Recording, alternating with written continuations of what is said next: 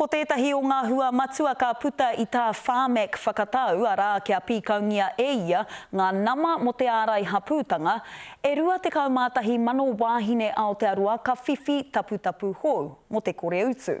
I noho tahi tā tātou manu kau e kōrero a te Rauhiringa Brown ki tētahi ratonga hauora ai Māori. A te kaha o te rangatahi koira te ingoa ki te matapaki i ngā pānga me ngā painga o te kaupapa ka puta ki ngā wāhine Māori. He pūtea tautoko hei whakawhānui i ngā kōwhiringa ārai hapū. The JDS and the Marina, they are long-term forms of contraceptives.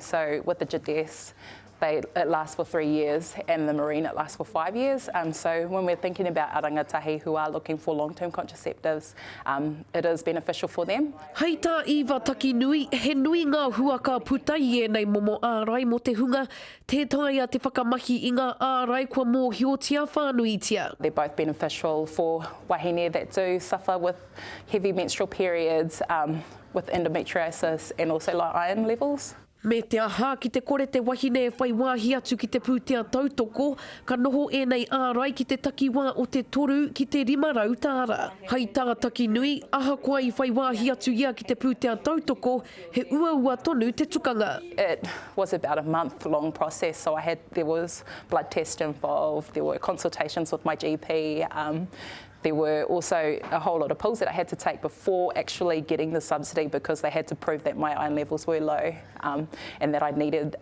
the form of contraception. Hei tāna ko te mahi nui i nāia nei ki te whakaako i ngā momo āhuatanga e hāngai puana ki enei ārai hapū. You know, when we do educate our rangatahi, they can make that decision without thinking about the cost involved. Hei te tuatahi o whiringa ārangi, ka whakawhāriki hia tēnei kaupapa utu kore ki ngā whare hauora o te motu.